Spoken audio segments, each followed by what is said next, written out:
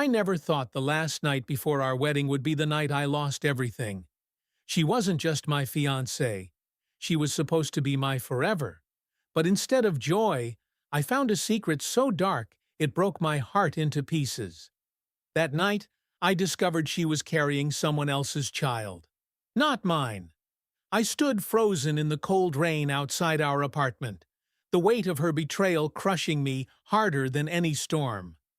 How could she do this to me? How could the woman I loved more than life itself choose someone else over me? And hide it all along? For months, I lived in a beautiful lie. I believed in our future, our promises. But beneath her smiles and whispered, "I love you," was a truth I was never meant to see. The moment I saw the pregnancy test tucked away in the drawer, everything changed. She begged me to understand. Said she did it for her savior, the man who saved her when she was broken. But I was left out in the cold, a stranger in the life I thought we were building together. Before our wedding day, she chose to have a child for someone else, and I left without a word. Now, standing alone in the dark, I wonder, was I ever really part of her story? Or just a chapter she wrote to forget? For 3 years, I thought I knew everything about her.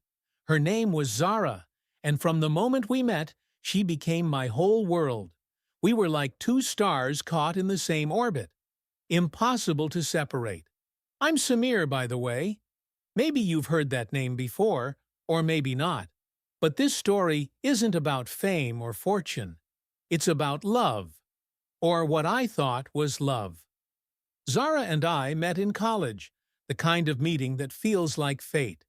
She was radiant, with a laugh that could light up the darkest room. We bonded over late-night coffee, shared dreams, and the silly little things that only two people truly in sync can understand. Our relationship was a sanctuary. We survived heartbreaks, family dramas, and countless arguments.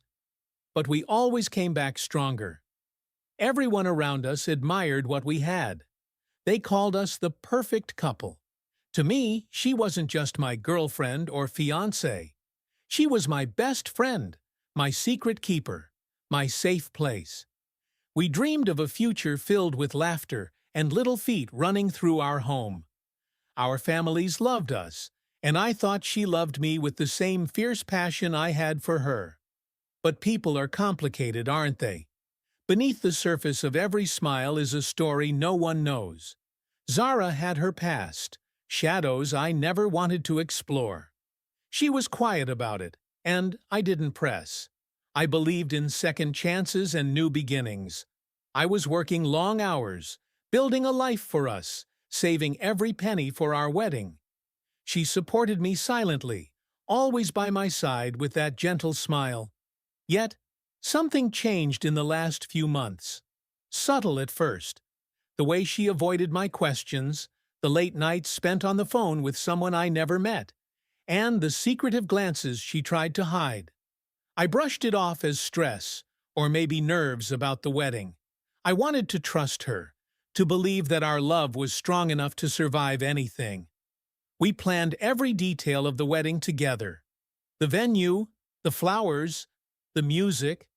I imagined the day when I would finally call her my wife. But behind that beautiful dream was a secret she was carrying all along. A secret that would shatter everything I thought I knew about us. I never imagined that the woman who promised to stand by me forever would choose to have a child. Not with me, but for someone else. And I was blind to it all. Because sometimes love isn't enough. Sometimes the people we trust the most are the ones hiding the darkest truths. It all started with a message. A single notification that lit up her phone late one night. I was half asleep when I noticed it. The screen glowed in the dark bedroom, and the name that flashed made my chest tighten. It wasn't a name I recognized. Zara usually kept her phone close, but that night she left it on the bedside table, face up. Curiosity gnawed at me, even though I told myself not to look. But I did. The message wasn't long, but it was enough to freeze my heart. "Can you meet tomorrow? We need to talk." My mind raced. Who was this? Why was she texting someone so secretively? I wanted to believe it was innocent, maybe a friend, a colleague. But something in her recent behavior made me doubt everything. The next day, I tried to ignore it, to act normal, but my eyes kept drifting to her phone every time it buzzed. She smiled, but it didn't reach her eyes. Then came the night I should never have walked into that cafe. Zara said she was meeting an old friend to finalize some wedding plans. I agreed, though my gut screamed at me not to trust her. I drove to the small cafe downtown, a place she always liked. From across the street, I watched through the rain-speckled window. There she was, Zara, but she wasn't alone. Sitting beside her was a man I'd never seen before. They talked quietly, hands occasionally touching, too intimately for just old friends. My heart hammered. I wanted to scream, run away, or confront them both right then. But instead, I stayed hidden, watching every word, every gesture. The man's face was familiar but blurry in the dim light. I couldn't place him yet, but something about his presence unsettled me deeply. Zara's laugh, once the sweetest sound, now felt like a cruel joke. I didn't know what they were saying, but the tension in the air told me this wasn't just a casual meeting. I left without being seen, tears blurring my vision. That night, I couldn't sleep. Every time I closed my eyes, I saw them together, sharing secrets I wasn't part of. The more I tried to convince myself it was a misunderstanding, the heavier the doubt grew inside me.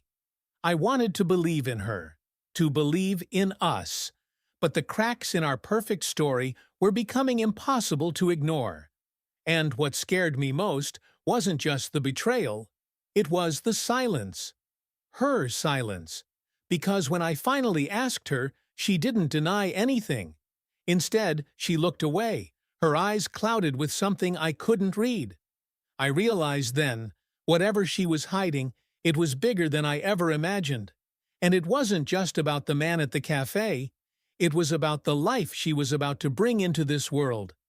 A life I wasn't supposed to know about. After that night, everything inside me twisted into a knot I couldn't untangle. I kept replaying the scene over and over. Zara and that man in the cafe, their quiet conversations, the way she looked at him. Was I imagining things? Was my mind twisting innocent moments into betrayal? But every time I asked myself that, the answer felt louder. No. One evening, I sat alone in our living room, the silence suffocating. Her perfume still lingered on the couch, but it no longer felt comforting. It was a reminder of everything I didn't understand. My phone buzzed with a message. It wasn't from her. I stared at the screen, my fingers trembling. I know you're hurting. She's not the woman you think she is. Who was this? How did they know? And most importantly, why were they telling me this now? I wanted to block the message and forget it all, but a part of me was desperate for the truth. I walked into the bedroom where Zara was already asleep, peaceful and unaware, or maybe pretending to be. I stood there, watching her chest rise and fall, wondering how someone you love can hide so much pain behind a smile. The next day, I tried to act normal, but the silence between us was louder than any argument. "Zara," I started, voice cracking, "we need to talk." She looked up from her book, eyes tired but guarded. "About what?" "About him, the man you met." She closed the book slowly, like she was preparing for a battle. "Samir, I didn't want you to find out this way." I swallowed hard. "Then tell me, please." Her voice was barely a whisper. "It's complicated, more than you can imagine." I wanted to believe her. I really did. But every lie ever told starts with a word like that. Complicated. I thought back to all the nights she said she was tired, the unexplained absences, the little lies that suddenly seemed like pieces of a larger puzzle. I asked myself 1,000 times, should I confront her? Would it make things better or worse? Every time I sat down to talk, the words stuck in my throat. Maybe I'm overthinking it, I told myself. Maybe she loves me, and this is just a moment we have to get through. But late at night, when the house was dark and cold, my mind refused to let go. I pictured her with that man, sharing secrets and smiles meant to exclude me. One night, unable to hold it in, I sent her a message. If there's something you're not telling me, please don't keep it hidden. I can handle the truth, but I need to know. Her reply was slow, but when it came, it hit me like a punch to the gut. I'm scared, Samir. I wanted to tell you, but I didn't know how. Those words haunted me. What was she scared of? Was it me? The truth? Or something else? I wanted to believe she was telling me everything, but her eyes told a different story. One evening I caught her staring at her phone, lips trembling as she read a message. "Who is it?" I asked, trying to keep calm. She looked up, startled. "No one, just work." But I saw the hesitation, the flicker of guilt that betrayed her. I wanted to scream, to break down and demand answers. Instead, I sat quietly, my mind screaming louder than any words I could say. Is this the woman I'm about to marry? Or a stranger I barely know? That question kept me awake for nights. I started to doubt everything: my love, my trust, even my own judgment. The man at the cafe, the hidden messages, her silence. It was a puzzle I couldn't solve. And the more I tried, the more I realized I might not like the picture it painted. But I had to know. Because sometimes the hardest thing to face isn't the truth. It's pretending it doesn't exist. I thought I had reached the bottom of this nightmare. I thought the worst was behind me. But I was wrong. The day after another sleepless night, I made a decision I never thought I would. I followed him, the man from the cafe. I didn't know his name, but I needed to see what he meant to Zara. I waited until she left the house that morning.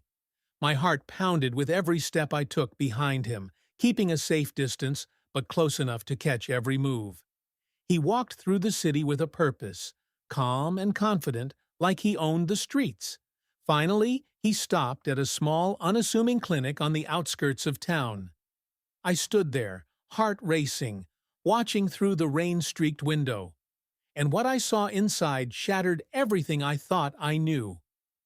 Zara was there, but she wasn't alone. She sat in a doctor's office, holding her stomach gently, her face pale but determined.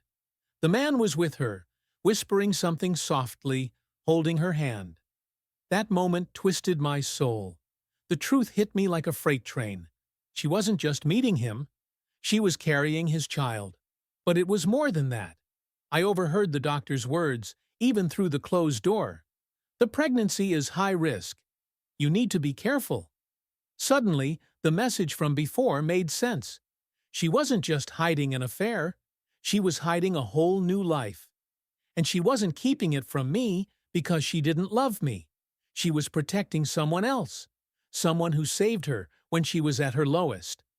I stood there, frozen, the storm outside mirroring the chaos inside me. I wanted to run in, to scream, to demand answers, but I knew it wouldn't change anything. That night, I confronted her. I followed him, I said, voice trembling. I saw you at the clinic. I know about the pregnancy.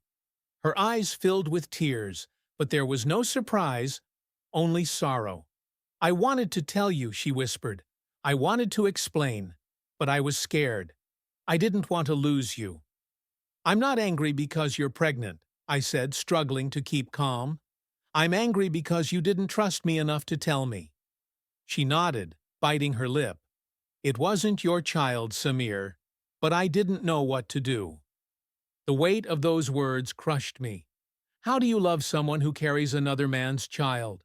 How do you trust a future built on secrets and lies? That night, everything changed. Zara and I faced a truth neither of us was prepared for. That love isn't always enough to save us from heartbreak. And as I looked into her eyes, I realized this was only the beginning of a story I never wanted to live. I couldn't hold it in any longer. The weight of silence, the burden of secrets, it all exploded inside me. That night, I confronted Zara. We were in the living room, the dim light casting long shadows on her face.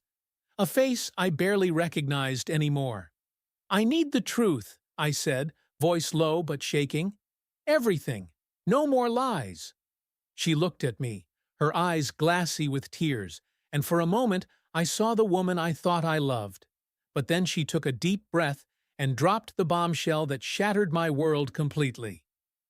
"There's something else," she whispered. "Something I've been hiding, even from myself." My heart pounded, waiting for her to speak. "I didn't just carry his child to protect him," she said, her voice breaking. "I did it because I thought it was my only way out." "Out of what?" I demanded. She swallowed hard, tears streaming down her cheeks. "Out of the pain, the fear, the loneliness that swallowed me whole when I was at my lowest." I felt my chest tighten, a sharp pain cutting through my soul. "You think I'm a fool, don't you?" she asked, voice trembling. "That I'd throw everything away for someone else?" "No," I said, voice raw. "But I don't know who you are anymore." She reached out, trembling, and touched my face. "I never stopped loving you," she said, "but I was scared. Scared that if I told you everything, you'd leave." "And now?" I asked. "Now, I don't know if you'll forgive me." I looked into her eyes, the eyes of a woman torn between love and survival. And then, the final truth came crashing down. "The man at the cafe, he saved me when I was at my worst," she said softly. "But he's gone now." "What?" I gasped. He died in an accident 2 weeks ago," she said, voice breaking. "That's why I've been so distant. I was grieving and scared you'd never understand." I staggered back, the room spinning around me. All this time, I thought I was losing her to another man, but she was losing herself to grief. I reached for her, pulling her into my arms, tears blurring my vision. "We're broken," I whispered, "but maybe we can still find a way back." She clung to me, her sobs shaking her whole body. That night, everything came to light. The secrets, the pain, the love that refused to die. And as dawn broke, I realized that sometimes the most intense moments don't end with a broken heart, but with the fragile hope of a new beginning. Days passed after that night. The silence between Zara and me was different now. Not cold, but fragile, like glass waiting to be mended. We began to talk, really talk, for the first time in months. She told me about the pain she carried before we met. The nights she spent alone. The scars no one could see. I shared my fears, my anger, my confusion. It wasn't easy. It was messy, heartbreaking, and raw. But it was honest. We went to the clinic together. I held her hand as she told the doctor about the pregnancy again, this time not as a secret, but as a shared reality. "I don't know what the future holds," I admitted one evening, "but I want to try. For us. For the baby." She smiled through tears. "Me too." Our life wasn't perfect. It never would be. The shadow of betrayal still lingered, but it no longer controlled us. One night, I found an old photo of us, smiling under the summer sun. I pinned it on the fridge, a quiet reminder of what we were fighting for. But just as I started to believe we could heal, a message popped up on my phone. "Be careful who you trust. Not everything is as it seems." No name, no sender. A chill ran down my spine.